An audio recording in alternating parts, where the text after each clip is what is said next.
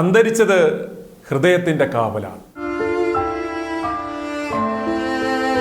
ലോകപ്രശസ്ത ഹൃദയ ശസ്ത്രക്രിയാ വിദഗ്ധൻ ഡോക്ടർ MS വല്യത്താൻ അന്തരിച്ചു.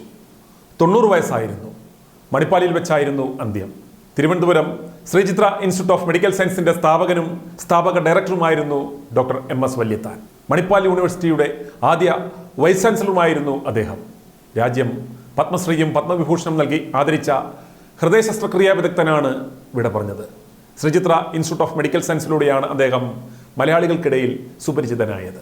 ഹൃദയ ശസ്ത്രക്രിയാ മേഖലയിൽ അദ്ദേഹത്തിന്റെ നേതൃത്വത്തിൽ നടത്തിയ പരീക്ഷണങ്ങളിലെ വിജയം ഇന്ത്യയിൽ തന്നെ ഹൃദയ ശസ്ത്രക്രിയാ മേഖലയിൽ വലിയ മാറ്റവും പുരോഗതിയും സൃഷ്ടിച്ചു. ശ്രീചിത്ര മെഡിക്കൽ ഇൻസ്റ്റിറ്റ്യൂട്ടിന്റെ കാഴ്ചപ്പാട് തന്നെ അദ്ദേഹം മാറ്റിയെടുത്തു. മെഡിക്കൽ സാങ്കേതിക വിദ്യയ്ക്ക് കൂടുതൽ ഊന്നൽ നൽകി. വിദേശത്തു നിന്ന് വലിയ വില കൊടുത്ത് വാങ്ങിക്കൊണ്ടിരുന്ന ഹൃദയവാൽവുകൾ സാധാരണക്കാരന് പ്രാപ്യമല്ലായിരുന്നു അക്കാലയളവിൽ. അത് ശ്രീചിത്രയിൽ തന്നെ നിർമ്മിച്ച് ഇന്ത്യയിൽ ആദ്യമായി കുറഞ്ഞ വിലയ്ക്ക് ഹൃദയവാൽവ് ലഭ്യമാക്കുവാൻ സാധ്യമായത് അദ്ദേഹത്തിൻ്റെ നേതൃത്വത്തിൽ നടന്ന പരിശ്രമങ്ങളുടെ ഫലം കൊണ്ടാണ്.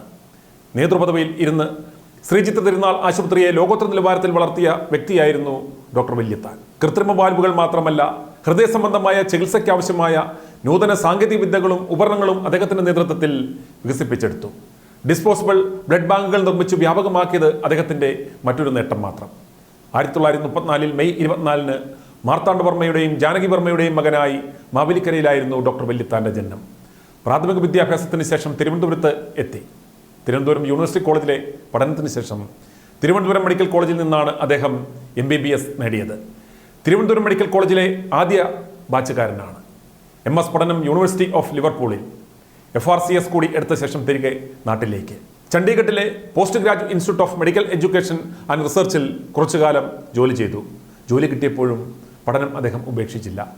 ഹൃദയ ശസ്ത്രക്രിയയെക്കുറിച്ച് ഉന്നത പഠനത്തിനായി John Hopkins, USA George town university അടക്കമുള്ള ഉന്നത വിദേശ സർവകലാശാലകളിലേക്ക് തിരികെ പോയി.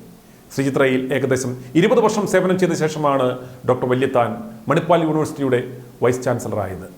ശ്രീചിത്ര വിട്ട് മണിപ്പാൽ യൂണിവേഴ്സിറ്റിയുടെ ആദ്യ വൈസ് ചാൻസലറായ ഡോക്ടർ വല്യത്താൻ പിന്നീട് ആ വഴിയിൽ നിന്ന് ആയുർവേദത്തിന്റെ ഗവേഷണത്തിലേക്ക് കടന്നു. അലോപ്പതി ഡോക്ടർമാരും ആയുർവേദ ഡോക്ടർമാരും തമ്മിൽ പലപ്പോഴും അഭിപ്രായ ഭിന്നതകൾ ഉണ്ടാകുമ്പോൾ ഡോക്ടർ വല്യത്താൻ രണ്ടിലും അതിൻ്റെതായ ഗുണങ്ങൾ കണ്ടെത്തുവാൻ പരിശ്രമിച്ചു. ആയുർവേദവും അലോപ്പതിയും സമന്വയിപ്പിച്ചു കൊണ്ടുപോകാവുന്ന പല നിർദ്ദേശങ്ങളും അദ്ദേഹം മുന്നോട്ട് വെച്ചു. Kozhikode Kerala school of mathematics തുടങ്ങുവാനും സംസ്ഥാന ശാസ്ത്ര സാങ്കേതിക കൗൺസിലിന് കീഴിൽ വിവിധ സ്ഥാപനങ്ങളെ ഏകീകരിക്കുവാനും അദ്ദേഹം പരിശ്രമിച്ചു. ഇന്ത്യൻ അക്കാദമി ഓഫ് സയൻസിന്റെ ചെയർമാനുമായിരുന്നു. ഇന്ത്യയിലെ ആരോഗ്യമേഖലയ്ക്ക് നൽകിയ സമഗ്ര സംഭാവനകൾ കണക്കിലെടുത്ത് 1996 പത്മശ്രീയും 2005 പത്മവിഭൂഷണും നൽകി രാജ്യം ആ പ്രതിഭയെ ആദരിച്ചു. 1999 ഫ്രഞ്ച് സർക്കാർ അദ്ദേഹത്തിന് ഷെവലിയർ പട്ടം നൽകി. അന്താരാഷ്ട്ര മെഡിക്കൽ വിദ്യാഭ്യാസത്തിലുള്ള സംഭാവനകൾക്ക് 2009 ജോൺസ് ഹോപ്കിൻസ് യൂണിവേഴ്സിറ്റി മെഡിക്കൽ സ്കൂളിൽ നിന്ന് doctor Samuel C. Asper international award അടക്കം ലഭിച്ചു. ലോകമറിയപ്പെടുന്ന ഹൃദയ ശസ്ത്രക്രിയാ വിദഗ്ധനായിരിക്കുമ്പോഴും അദ്ദേഹം legacy of Charaka, legacy of Sushruta, legacy of Vagbhata എന്നിങ്ങനെ വിശിഷ്ടങ്ങളായ 3 കൃതികൾ ആയുർവേദ ശാസ്ത്രവുമായി ബന്ധപ്പെട്ട് രചിച്ചിട്ടുണ്ട്. ആയുർവേദത്തിന്റെ അനന്ത സാധ്യതകൾ സാധാരണക്കാർക്ക് കൂടി മനസ്സിലാവണം എന്ന ഉദ്ദേശത്തോടെ എഴുതപ്പെട്ടതാണ് ഈ കൃതികളെല്ലാം. ആയിരക്കണക്കിന് ഹൃദയങ്ങളുടെ കാവലാളായി മാറിയ ഡോക്ടർ MS വല്യത്താന് i2i ന്യൂസിന്റെ ആദരാഞ്ജലികൾ. i2i News, an eye for truth. i2i news subscribe ചെയ്തിട്ടില്ലാത്തവർ ഇപ്പോൾ തന്നെ സബ്സ്ക്രൈബ് ചെയ്യുക. നോട്ടിഫിക്കേഷൻ ലഭിക്കുവാൻ ബെൽ ബട്ടണും അമർത്തുക.